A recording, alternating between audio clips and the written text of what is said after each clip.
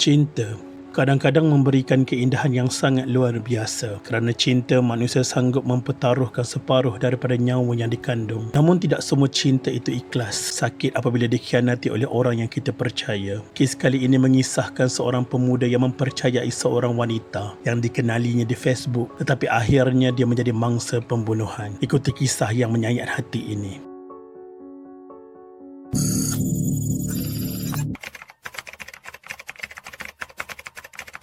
Firasat seorang ibu merasakan anak lelaki yang dilahirkan olehnya digunakan oleh seorang perempuan terbukti benar apabila anaknya itu dilaporkan hilang selama sebulan. Ibu mangsa Nur Fauziah Jamal Han melaporkan mungkin anaknya dipergunakan untuk membayar hutang oleh teman wanita yang baru dikenali melalui Facebook kerana ibu mangsa dimaklumkan wanita itu dikatakan berhutang dengan Ahlong.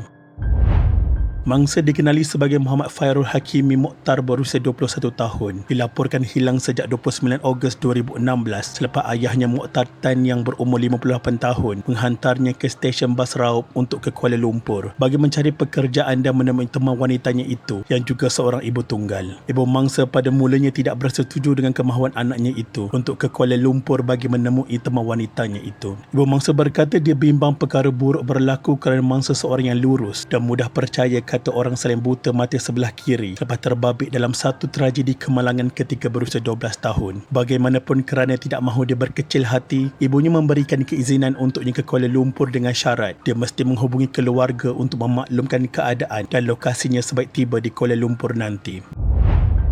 Anak ketujuh daripada 8 beradik itu sepatutnya bermalam di rumah abangnya yang terletak di Kelang Selangor sebaik tiba di ibu kota. Namun, abangnya memaklumkan Muhammad Fairul tidak tiba di rumahnya pada hari yang dijanjikan. Malah telefon bimbitnya juga gagal dihubungi. Hal ini menyebabkan kedua ibu bapa mangsa membuat satu laporan polis berhubung kehilangan mangsa. Bertindak atas laporan berkenaan boleh menjalankan siasatan dan berjaya menahan seorang wanita yang disyaki terlibat dalam kes kehilangan ini. Selain itu, pihak polis juga berjaya menahan 2 suspek lelaki bagi membantu siasatan dan ketiga-tiga mereka ditahan reman selama seminggu.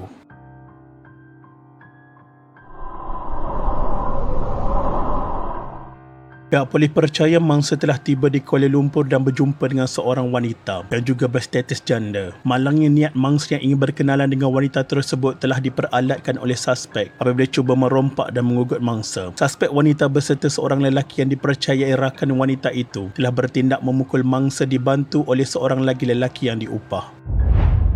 Mangsa yang dipukul dengan teruk telah pengsan beberapa kali di tempat kejadian sebelum suspek membunuh mangsa di sebuah apartmen milik teman lelaki wanita itu.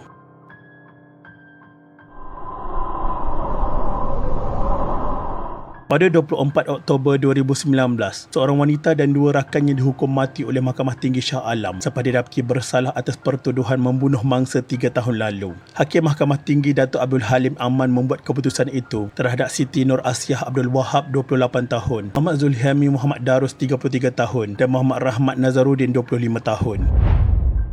Abdul Halim ketika membacakan penghakimannya berkata, pihak pembelaan gagal menimbulkan keraguan munasabah terhadap kes pendakwaan. Pembelaan ketiga-tiga tertuduh menerusi keterangan bersumpah dalam keadaan saksi juga berbentuk rekaan dan tidak munasabah. Melihat situasi ini, keterangan ditampilkan saksi ketujuh pendakwaan iaitu seorang saksi mata jelas menyatakan dia nampak tertuduh ketiga Muhammad Rahmat memukul kepala mangsa dengan kayu dan pukulan itu sangat kuat hingga menyebabkan kayu berkenaan patah. Sebelum mangsa pengsan, saksi ketujuh ini nampak Siti Nur Asiah dan Muhammad Rahmat berbincang dan Siti Nur Asiah mencadangkan mangsa dibungkus dengan tilam serta diikat dan membuangnya ke dalam sungai di Seksyen 24 Shah Alam. Muhammad Rahmat memberitahu saksi ketujuh ini dia memukul mangsa atas upah duit yang ditawarkan Siti Nur Asiah. Abdul Halim berkata, tindakan ketiga-tiga tertuduh sangat kejam dan tidak berperi kemanusiaan terhadap mangsa. Oleh itu, mahkamah mensabitkan ketiga-tiga tertuduh dan mereka mesti dihukum gantung sampai mati. Mengikut pertuduhan Siti Nur Asiah dan Muhammad Zulhiami dan didakwa bersubat bersama Muhammad Nur Rahmat untuk membunuh Muhammad Fairul Hakimi Mokhtar antara jam 12.30 tengah malam hingga 1 pagi pada 29 Ogos 2016. Pertuduhan itu dilakukan di sebuah pangsapuri di Jalan Datuk Yusof Shahbuddin 3 Taman Sentosa Kelang. Muhammad Rahmat pula didakwa membunuh Muhammad Fairul Hakimi pada 4 pagi di lokasi dan hari yang sama. Keterangan dari saksi ketujuh adalah fakta persoalan kerana keterangan itu secara langsung memaklumkan hakim kan apa yang telah berlaku.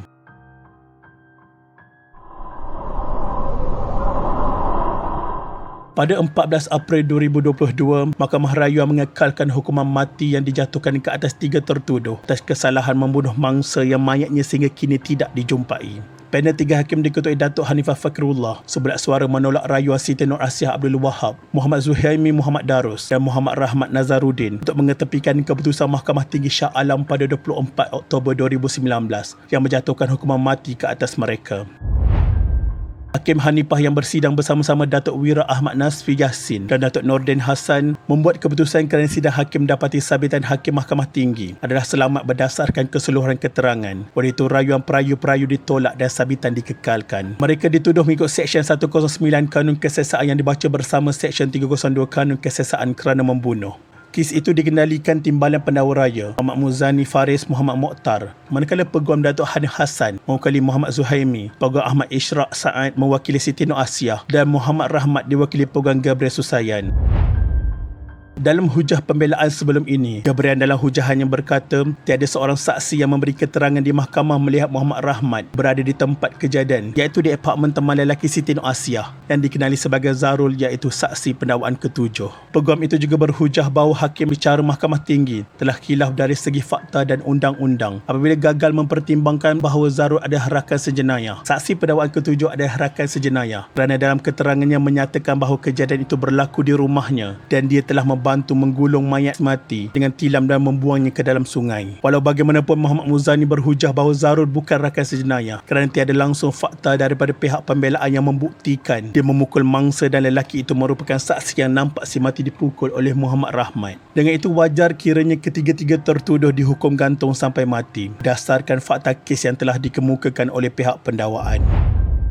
Tangisan dan suasana penuh emosi dirasai ahli keluarga mangsa dapat mahkamah menjatuhkan hukuman gantung sampai mati ke atas 3 tertuduh yang didapati bersalah melakukan jenayah berkenaan. Ibu mangsa Nur Fauziah Jamal Ham 68 tahun berkata, mereka sekeluarga bersyukur kerana keputusan mahkamah memihak kepada arwah anaknya selepas ketiga-tiga tertuduh dijatuhkan hukuman mati. Sementara itu, bapa Muhammad Fairul Hakimi Moktatan 62 tahun berkata, mereka sekeluarga tidak pernah tertinggal dengan menghadiri proses perbicaraan. Walau susah macam mana sekalipun, mereka tetap hadir mengikuti kes ini. Selama tempoh itu tidak pernah tinggal dan kira berbaloi penantian mereka sekeluarga pada hari keputusan diumumkan. Mokhtar juga dilihat melakukan sujud syukur dan adik-beradik Muhammad Fairul Hakimi menitiskan air mata serta berpelukan sebaik sahaja selesai membacakan penghakimannya. Buat baik dibalas baik, buat jahat dibalas setara dengan kejahatan. Malang sekali sehingga ke hari ini mayat mangsa yang dibuang ke dalam sungai di Seksyen 24 Shah Alam masih lagi tidak dijumpai. Semoga kesemua tertuduh sempat bertaubat di atas jenayah yang telah dilakukan. Kita mendoakan Allah Yarham Muhammad Fairul Hakimi diampunkan segala dosa dan ditempatkan dalam kalangan orang-orang yang beriman. Al-Fatihah.